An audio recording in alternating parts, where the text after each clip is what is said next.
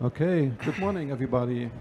Welcome here again on the Thursday at Hannover Fair. I'm really glad that you're here at Hannover Fair, which is really the place to be in terms of industrial technologies of the future and to know. And I would like to give a very short presentation on EU support tools for SMEs, for companies. And I would like to start with the Enterprise Europe Network. Afterwards, my colleague Mariana will go on with another tools. So what I would like to give you is at least thank you that you're here in Hannover and Niedersachsen, because at least I'm living and working here. I'm from the N-Bank, which is the Investment and Business Promotion Bank of the state of Niedersachsen. So it's the second largest state in Germany. It's about 8 million people. We have the seaside, we have the mountains, so please enjoy if you have time. So it's great to see you here. But of course we do also have a lot of interesting companies and a really cool startup community. So I would like to invite you to be here on the fair at least, and in our region or the other regions. My colleague Tim, he will be here. He's already here, but he will give a short presentation in this afternoon as well. So what I would like to do is to invite you to cooperate with us, to let us help you to work together in the internal market of the European Commission, and at least to be successful in terms of innovation and internationalization. I would like to invite you to work with us, the Enterprise Europe Network. It's the world's largest network for innovative SMEs with international ambitions. And I would like to say, and I'm nearly working 25 years now for these international networks. I'm already, when I was studying, I already worked for European projects, and I would like to remember these days in the 19th when the internal market was established. So today we take it for granted that we have an huge internal European market, but that's not for sure. It's a really successful achievement we have, and also these kind of networks helped to companies to work together internationally. And nowadays we are about 450 organizations in more than 40 countries, so it's above the European Union. And the European Union gives us more than 160 million for 3 years financial support. So our services are in general usually free of charge, because already paid by the European Union or by the regional governments, as it is in my case. So what can we offer for you? We do work in a client-centric approach. So if you come to us, we talk individually. We look at your situation. If you're a startup, if you're a ground company, a scale-up company, or if you've got some kind of troubles. So these times are really challenging. So often companies are looking for new supply chain partners, for instance, or new markets. We can offer you tailored services. So we look at your actual situation, we discuss together what are the next steps, how can help you, or if it's not us that can help you, then we do have regional partners or international partners. Because as you have seen, there are more than 3,000 colleagues in the network. We do have a lot of expertise in our host organizations in the network. And it's also in the network, because there are a lot of different host organizations, we call it, like specialized private bodies, public bodies, regional governments, development agencies, innovation agencies, or research institutes that are part of the Enterprise Europe Network. In our case, we have 4 partners. It's the N-Bank, which is the coordinator of the regional network. It's a university here in Hannover. It's a worldwide well-known laser center, and it's also an industrial association. And of course we work with a lot of stakeholders, and so do the other partners in the network as well. So if you're working, let's say, in Barcelona, in Helsinki, in Estonia, wherever, and also outside Europe, we can help you, because there are colleagues that know the regional environment and they know how to work in their region. So this is the case. It's an example. EN partners in Germany, we also work together. We do have a common web page. If you click on the web page or just come around the corner, we are here during this day and also tomorrow. Just come around. There are colleagues there. We can help you show who's your regional EN partner, what kind of services you can expect from us.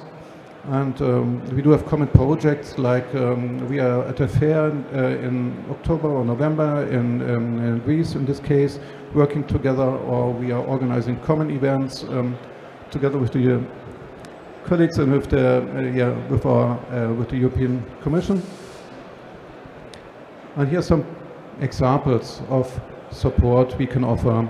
Of course, with the Green Deal, as you might know, and also supply chain aspects we can offer, we can help you with getting more sustainability. Our colleagues, several colleagues from Austria and other countries, they have developed an assessment tool.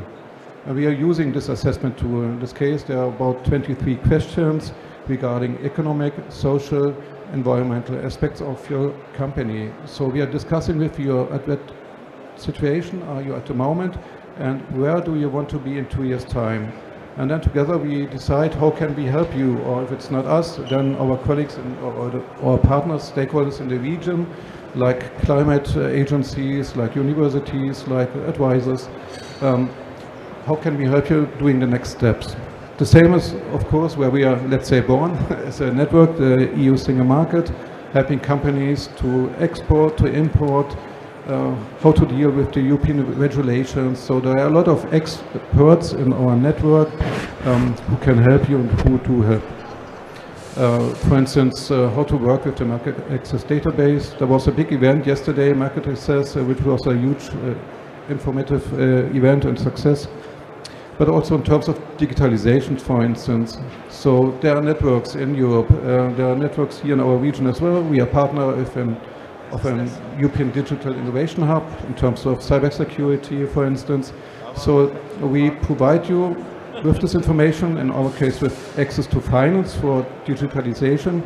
But of course there are also more experienced clusters, institutions who help you to be more effective in digitalizations, because of course if you go around here there's a lot of topics regarding artificial intelligence and production, for instance, but of course with your daily business you need to be every day a little bit more effective or digital. It's about innovation.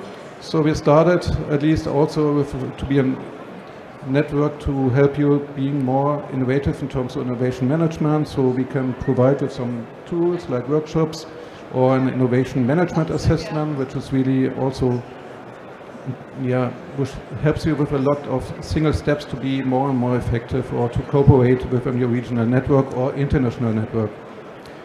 We do have help you with business technology R&D partnering. There's a database. If you just come around the corner, we can show this database. It's about 6,000 profiles, business offers, business requests, technology offers, technology requests, and R&D requests. So if you're looking for partners to work on a European innovation project, for instance, I'm pretty sure together we can find a lot of interesting partner organizations. Might be companies, might be institutions. Of course, resilience is a topic. The last years started with COVID and the supply chains, and so, for instance, the network established a partnering tool which is online for Ukrainian companies or doing business with Ukrainian companies at least. So it helps both sides, European companies and the Ukrainian ones. Access to EU funding, I already mentioned, or access to finance, that's what we are doing as a regional business and development bank. But we are also cooperating, like yesterday there was the European Investment Bank here. Of course, we are also dealing with these kind of institutions. Within our network, some colleagues do really have close contact to access to finance or to these kind of institutions. And if we don't know, we just contact the colleagues in the Commission or the agency who supports us. This is just an idea, so we collected, we are organized some areas of expertise. Because I've a logistical background, I'm in a sector group mobility, and we organize common events, and I get to know not 3,000 colleagues, but let's say 50s in the sector group, and I know the regions where mobility is a strong case. So it's really good communication, but yeah, it also helps us to communicate very quick and fast. And there are also some thematic groups which help us to become more effective in the network. Let's say if there are new topics like sustainability, we created a sustainability thematic group who supports us with tools, with knowledge, or workshops. So please, if you haven't been yet, please come to Hall 2. We are organizing there an international B2B event since more than 20 years now.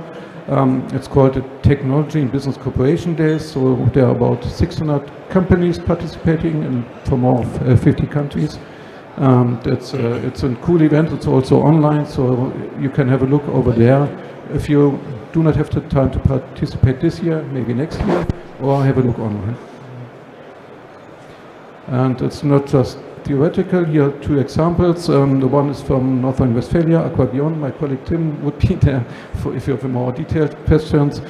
The Enterprise Europe Network has provided us with a reliable and competent cooperation partner. Our turnover has increased considerably as a result of this partnership. We look forward to further cooperation with the network. So that's one of about 50 success stories the network creates every day or within a week. And this is an example from our region. I know Felix Knoll personally.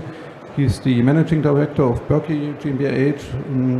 The network has helped us to enter into a successful strategic partnership with a Dutch drone manufacturer. Together we can realize even more. We have done everything right. It's a success story from our region. They are building these cool mowers who mow grass and so on in seas and lakes, but they also collect rubbish since a few years. And together with the drone manufacturer from the Netherlands, they can also reach small areas where they collect rubbish or mow. This is just an idea we are organizing each month or each week a few events within the network because we are 400 partner organizations and, as you know, 40 countries. And I just would like to invite you to come in at a discussion with us. If we can help you, mostly we can. If we cannot, we can know somebody who can help you. So that's it for the moment. Just a very quick impression, an invitation to work with us, the Enterprise Europe Network, and they will be there, our colleagues in your region as well. Thank you.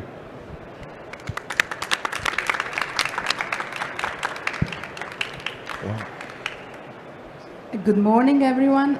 My name is Mariana Juras. I work in the European Commission, and it's a pleasure to be here today and to talk to you about a program I work in. It's called Erasmus for Young Entrepreneurs.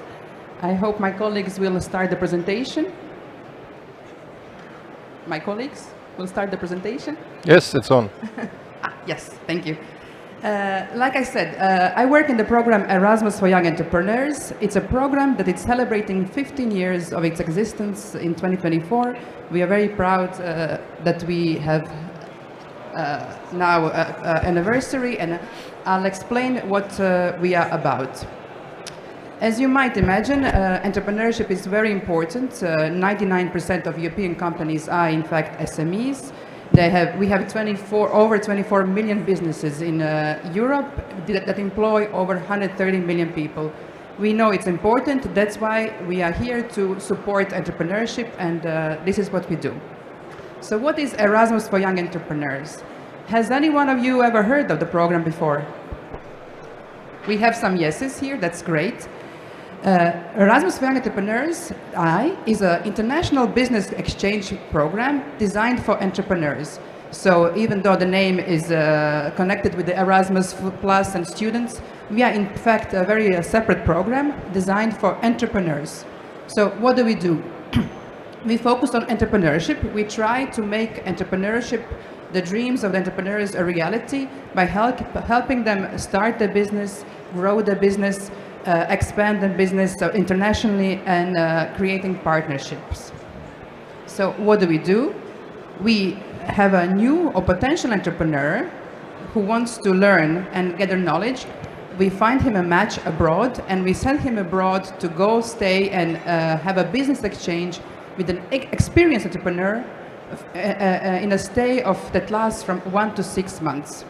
And the European Commission is partly paying for the stay. So who is eligible? Who can participate in the program? We have new and host entrepreneurs from 27 EU member states, but also beyond. We have other countries who participate in the single market program who are also eligible in the program. So this is the list. But it's also important to say that even though you are not national of these participating countries, you can still participate in the program if you have a residence in these countries. And the residence is defined in our program as if you have spent at least 6 months in the last 12 months in any of these participating countries.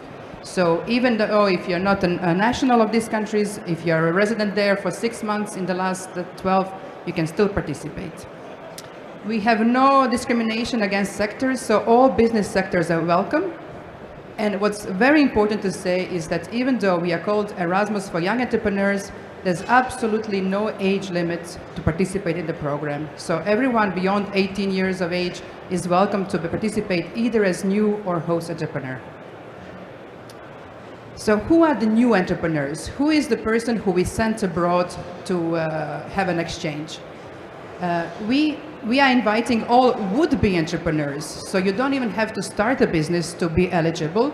Anyone who has a developed business idea is welcome to join the program. Not only that, already established entrepreneurs who have experience for less than 3 years are also welcome. So new entrepreneur is the would-be entrepreneur and person with the entrepreneurial experience under 3 years. They are welcome to join as new entrepreneurs. And again, in any sector, it's possible. On the other side, who is welcoming the new entrepreneurs is the host. The host entrepreneur is experienced entrepreneur, which means that he has to have a business, a small and medium enterprise that has over 3 years of experience. So we have new entrepreneurs under 3 years and host entrepreneurs over 3 years of experience. And they are normally owners, but also people in management who can have decisions on the SME. Who is supporting the program? So in your countries, we have local contact points. We call them intermediary organizations who help implement the program. So we have over 150 local contact points in over 30 countries who help implement the program. They recruit the entrepreneurs, they promote, they help them with the applications, with the matching, etc. On top of that, on the European level, we have the support office who is also doing the day-to-day management of the program. So what are the benefits? Why do people apply for the program? For the new entrepreneurs, as you imagine, they are new, they are inexperienced, they want to learn about business, running a business, so we provide training to them abroad by the host. We develop their entrepreneurial skills. They of course learn about how to run a business. They know now what the pitfalls are, what is to do, what is not to do in the business. And it's all given by a real person who has been through the journey before. And of course, they are abroad, they have access to new people, networking, new market, etc. And this is what their benefits are. On the other side, the hosts also benefit. They have this new person, a fresh person with a fresh business idea, working in their company for up to 6 months. They will bring fresh ideas, fresh motivation, knowledge about their markets, maybe even potential to cooperate together, create a partnership, etc. And of course, they also could work together on new services and products. So we like to think of it as a win-win deal for both new and host entrepreneurs. We don't consider it as internship or trainership, but rather peer-to-peer exchange. So how does it work in practice? We have the online applications. We have a website where new entrepreneurs and hosts apply. Local contact points, the intermediary organizations help with the application. They check the eligibility of the participants. And finally, once they are in our database, they are free to roam the database and explore who is the best partner for exchange. They themselves can choose their partner abroad, choose the country, choose the sector, choose the person, or we help with the match, either by automatic proposals or specific suggestions. Once the match is set, we know who is going to cooperate. We train the new entrepreneur, we do the financing, and we send him abroad to the match. And then the match is starting, like I said, from 1 to 6 months. And the local points are always there to help the new entrepreneur or host with whatever issue there is. And finally, we pay the new entrepreneur and we receive the feedbacks from the entrepreneurs. Like I mentioned before, we do finance the new entrepreneur abroad. We are not covering all the expenses, but we do contribute to the expenses. And depending on the destination, we provide some small amounts of subsidy. These amounts have not been increased in a while now, and I'm happy to say that as of June, this will be increased a bit to reflect the changes in the economy. So, how to apply? Like I said, we have a website. There are absolutely no deadlines to apply. The new entrepreneur needs to have a CV, motivation letter, and detailed business plan. The hosts, the same minus the business plan. And they choose the local contact point. Like I said, absolutely no deadlines. The website is open non-stop. There's no age limit, like I said. We welcome everyone. And there's no sector limit. So at any given moment, everyone is welcome to apply. So we have now 15 years of existence. What are our key achievements? Well, we have over 12,000 business exchanges. We have gone beyond 40 countries. Last year, we had a record-breaking year with over 5,000 applications. 97% of our participants consider the exchanges successful. 97%.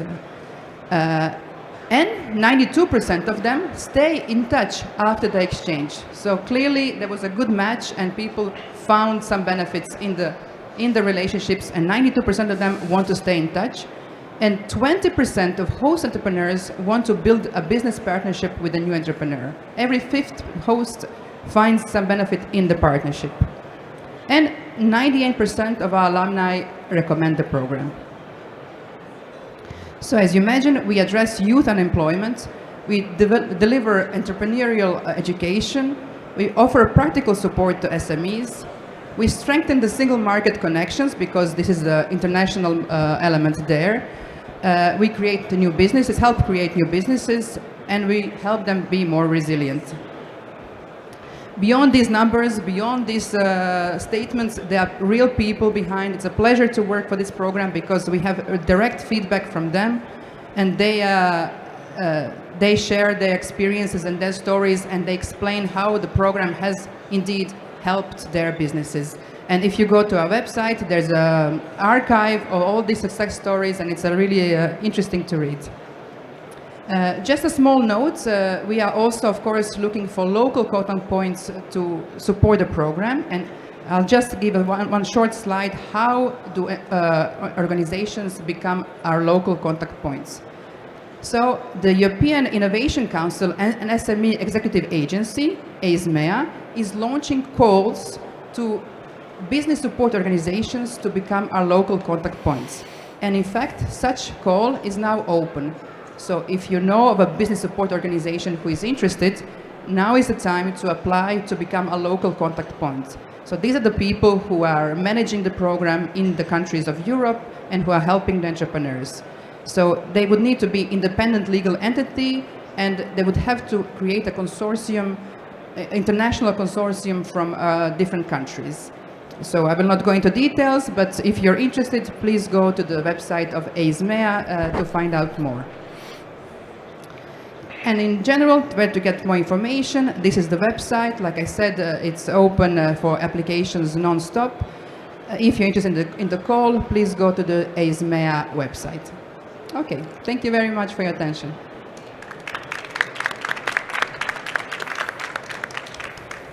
Okay, so third presentation, how we help. Benjamin has to activate the microphone. Now working? Yes, it is. Third presentation in this flash talk is about access to markets. This fair is about trading internationally, not goods only, but also services, how you provide services in the third country, how you participate in public tenders in third countries. It's all about going international. And we have, in the European Union, the exclusive competence to engage with third country partners, governments in third countries, to create the framework conditions that trade happens, that trade is facilitated, that trade flows freely between us and third countries. We have realized over time that, and I need this pointer here, that while we are negotiating trade agreements with third countries, engaging with third countries, there's a need to spread the knowledge of this, what we do in Brussels, to the enterprises, to our companies, to our stakeholders, to our consumers. And 3 years ago, we have developed 2 tools. One is called Access to Market. It's a portal where you can get all the information you need for your exports. And the second one is the single entry point that allows you to inform us about barriers you face when you trade with third countries. So at the moment, this is the landscape of our trade agreements. Many of 44 at the moment in place, with almost 80 countries around the world. 44 and 80 countries because we cover in some agreements more than one partner country, because we negotiate trade agreements with the region. Other negotiations are on their way, be it Indonesia, be it India. A new one will follow next week. 1st of May, our trade agreement with New Zealand enters into force. After 4 years of negotiation, as of May 1st, all tariffs for industrial products will go away in one day, overnight, between the 2 partner countries, and trade is duty-free on industrial products with this country. And this is the same we want to apply to many of our negotiating partners, where we are still engaging, especially in the Indo-Pacific and Latin America region, to come to free trade agreements. So part 1 of my presentation is access to markets. That's the tool that informs you intuitively about the conditions your product faces when you want to export it, but also, as I said, services and procurement. Our website, which I will then give a presentation, is quite clear, quite intuitive, on all languages available, often machine translation. So preference language remains still English. It has a feature called My Trade Assistant, where you can put in your product code, the country of origin, the country of destination, and you get all the information you need, including the barriers that exist already and that we are trying to remove. We are targeting with this website our EU companies, especially small and medium-sized enterprises. There are thousands of enterprises of small and medium-sized size that go international, but it's still only 5%. 5% of EU SMEs do international trade. The other 95 might not know it that they do it, but certainly here we think a lot of input still needs to be exercised to help SMEs to see the benefits of going international. That's why we also channel here the information to Chambers of Commerce, Industry Association, Business Advisory Services, Enterprise Europe Network. Most of the features are available from everybody inside the EU and countries that are in the accession process to the European Union, as you can see here in the footnote, including now, for example, Ukraine stakeholders. The purpose is to provide a single point of access where you can have all the information you need, product specific, more than 135 export markets covered in our database, all the legislation you need to have for the product requirements, and online information, multilingual. As I said, you can pick your language of this feature. What information do we have on the goods side? So when you import your steel, your roboter, etc., you have all the information of applicable tariffs of the third country, the taxes you have to pay. You can determine whether your product complies with the origin rules, whether you really have a product that comes from Europe.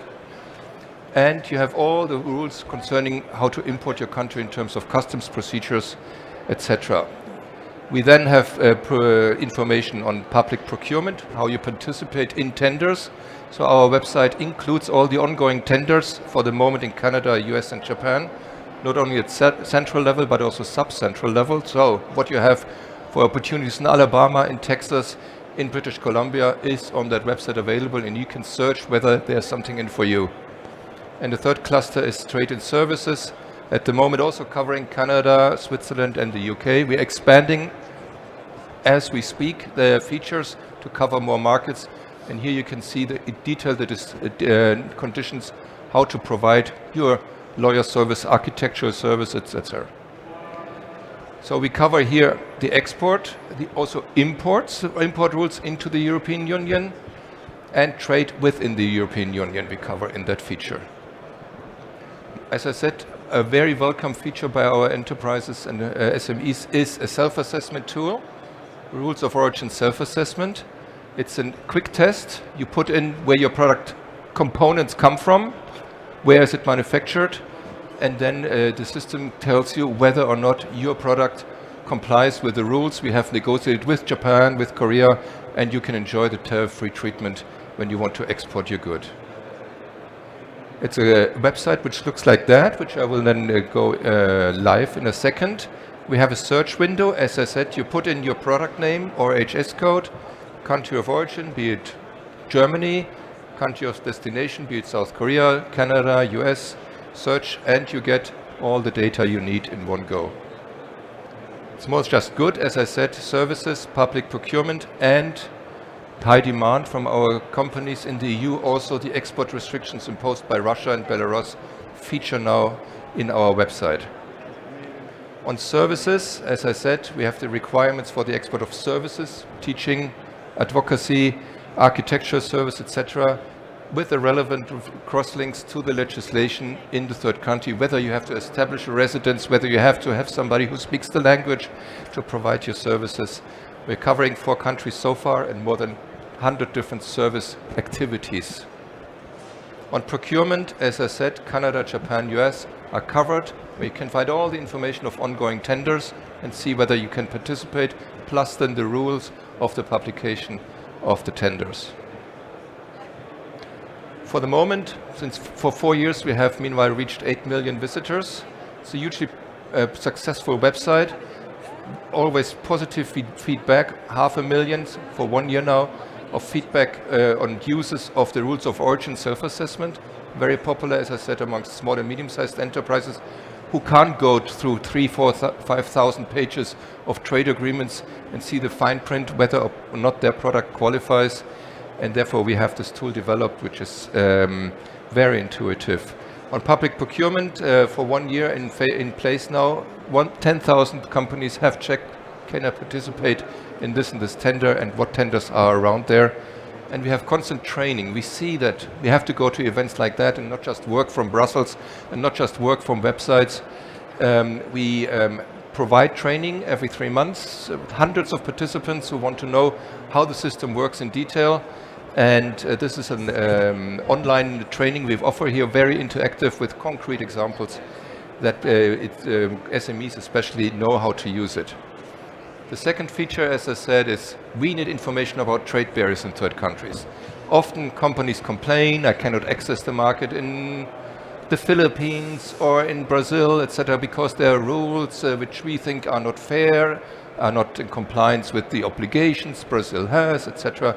So here we need to know, and we want to invite companies to tell us what is out there and how can we then help you to overcome these barriers and get into the third market. So it's a unified contact point. A team of Commission officials will look into your complaint, analyzes it, and then communicates you the results, whether or not we think this is a barrier and what follow-up actions we take with Korea, with Brazil, with Japan to get rid of that barrier. It's first you go to the website and check, does this barrier already exist? Do other companies face the same problem, and has anything been done already to address that? And then, if that's not the case, you fill in a complaint form. It's directly available. if you have problems, concerns, questions, there's a contact point where you can have pre-notification contacts with us to guide you through the process to see whether this complaint you have is really a complaint we can look into.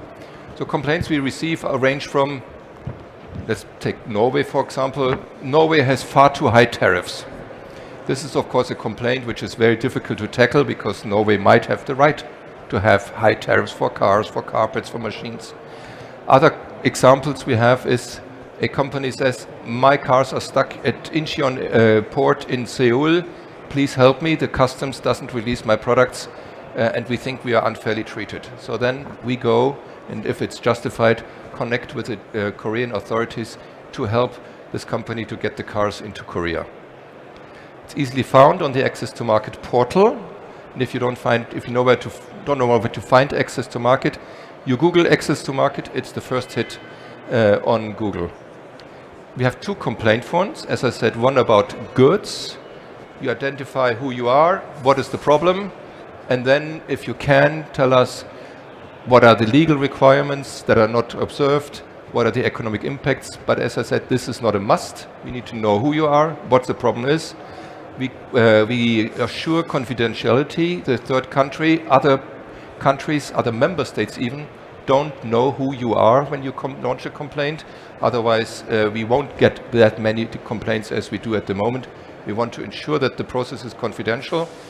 The second areas of complaints is when a third country does not comply with requirements we have negotiated in our trade agreements under the so-called Trade and Sustainable Development Chapter, TSD, or the requirements a third country has accepted under the Generalized System of Preferences, GSP, in the area of labor rights, environmental protection. Here we have the possibility that NGOs, civil society, or normal people can complain to us and say, and that's a concrete example we have at the moment, the protection of labor laws in the mining sector in Peru and Colombia is not up to the standards Peru and Colombia have subscribed to. We follow up with these countries to ensure that the labor rights are lifted up so that these workers in these mines are protected according to the standards Peru and Colombia have signed up to.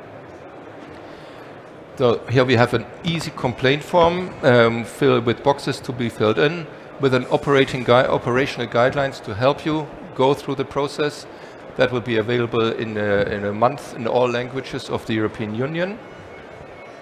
And the flow of process is described here. As I said, preliminary contact, submission of the complaint, analysis, feedback, and then taking action with the third country in question. So we are here for you, several hashtags. The training we give today, the training we give every 3 months is available online. We go on our website. We also go to member states every month. We go mostly to the capital in one of the 27 EU member states to explain the system in detail, give presentations. We did just yesterday with the Chamber of Commerce of Lower Saxony and the Ministry of Economy from Germany and from Lower Saxony. And we will soon go to Brussels because Belgium has the presidency. And then we go to the Netherlands, we go to Lithuania, we go to Austria, we go to Paris. So here it's a constant interaction where we engage with small and medium-sized enterprises, with associations and with and stakeholders to present that system to ensure that companies know what is in there in our trade agreements, what preferences they can obtain, because we realize, and according to our statistics, that a quarter of our exports do not use the tariff-free treatment they can obtain in third countries. That results in millions and millions of losses for our companies because they pay the duty although they should not have paid it. And here we have said together with our member states we need to do something. We have to go out to the member states, present our tools, develop it further and make it as easy as possible to find the information SMEs and companies need to have. Let's go over to the screen and see whether I can show you quickly how it works. So this is our website. This person is my boss. He's our Chief Trade Enforcement Officer who was here yesterday. and did a tour. Can explain in a video here what he does and what he's here about. So he's the one then to go to third countries and write letters and say, hey, you better remove that barrier because you're not in compliance with rules under the World Trade Organization. You're not in compliance with the rules under our free trade agreement. You better remove that barrier. So, and here we find the My Trade Assistant. So it's divided in 4 sections. Goods, as I said, the information you need to export your goods to third countries. The information you need to provide services in the third country. The information you need on procurement, what tenders are out there, and as I said, the export restrictions from Russia and Belarus. Starting with goods, here you type in the product name or the HS code. I always use one example, which is Sam. No, it's okay now. 8508, does anybody know what 8508 is? Vacuum cleaners, Staubsaugers. I say I export from Germany. And I export to, let's say, Japan, because with Japan we have a free trade agreement for 10 years already. I say search. First, it wants me to identify the concrete HS code, because we have thousands and thousands of different products, and each product has different rules, different tariffs, different rules of origin. So we want to be very precise. So I simply go here to whatever other vacuum cleaners. It's based on the harmonized system. And here we go already. We have the duty, which you have to pay to get your vacuum cleaner into Japan. In this case, the preferential rate we negotiated with Japan is 0%. They don't apply any duties for other countries as well, because they produce vacuum cleaners and sell them, so they don't need to protect their market. But it allows you to see in one go what the duty is. Often, it's a new feature we have developed a month ago, companies ask us, what are the rules for technical requirements? Is my product in conformity with Japanese rules? How can I make sure that I comply with the standards in Japan? So this is what we call access to conformity. Here it allows you to check under our mutual recognition agreement of standards and certification and conformity assessment bodies, what are the rules for your specific product and where can I get my product tested in Germany to see whether or not it complies with Japanese standards, and allows you then to have the necessary documentation. So this is access to conformity. We have here the rules of origin self-assessment tool, which allows you, as I said, to determine, is my vacuum cleaner an EU product? I have to indicate here in the origin criteria where my product comes from, the parts come from. Do they come from China? Do they come from France? Do they come from Norway? And this system then calculates automatically whether or not this product is a European product or not, and benefits from the trade agreements. So here you can start the self-assessment, and then it guides you through a number of questions with an explanation of the rule. Often we have change of tariff heading. That means you assemble a product in the European Union, and then it becomes a new product. The tariff heading has changed, and it qualifies for the preferential treatment. So let's go back here. We are on Rosa. Then, as I said, all the taxes you have to pay are explained here. In the case for a vacuum cleaner imported into Japan, you pay a 10% consumption tax and a 2.2% of local consumption tax. We have here then the list of existing barriers in that specific sector we have with Japan. Here we, for example, have certain barriers that are in our database which might affect or not the product in question. We have then information of procedures and formalities, very important for our industry, and because here it shows you what are the procedures I have to follow in terms of certificates to fill in, import certification, product-specific information, all is in there, including the forms you have to submit to Japanese customs for your vacuum cleaner. And then we have several sections here, including the trade barriers we face with Japan and trade flow statistics. So all in all, this is what we have on offer for goods. The same applies then for services. Let's go to the homepage. My trade assistant. Here in the area of services, you type in the country where you want to provide your services to, let's say Canada. In which jurisdiction in Canada, because Canada is a federal state, British Columbia has different rules than Ontario. You press on whatever, Manitoba, you press search, and it allows you then to check the services you want to provide and the specific conditions you have to fulfill in terms of presence in the country, or whether you can do it remotely, whether you have to have the language, whether you have to employ local people to provide your service. All that is in that system which you can search easily. Then we go back here to procurement. Last point I want to decide. We have 3 countries at the moment. I go again, let's say, to Japan, and it lists me by government level then. Let's say the prefectural governments, again a federal state.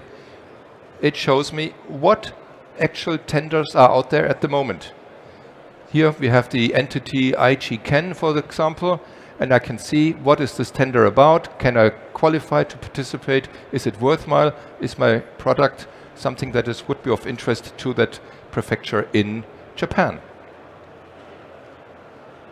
So this is the access to market tool. As I said, last point, I have a complaint system, a single entry point. Single entry point allows you to submit complaints about, as I said, barriers you face in third countries. And we have indeed here a contact page, the complaint form, market access complaint form. As I said, we have also a complaint form about labor conditions and environmental conditions. Where is it? Do you want to lodge a complaint? Market access trade barrier. If you, as I said, you check is it registered or not, then you contact us. You have the complaint form. Where is it? Here. As I said, very important for us, the confidentiality. And then you go and answer a couple of questions, submit it to us, and we get in touch with you to help you to solve your barrier which you face in Japan, in Brazil, in Korea. Thank you very much.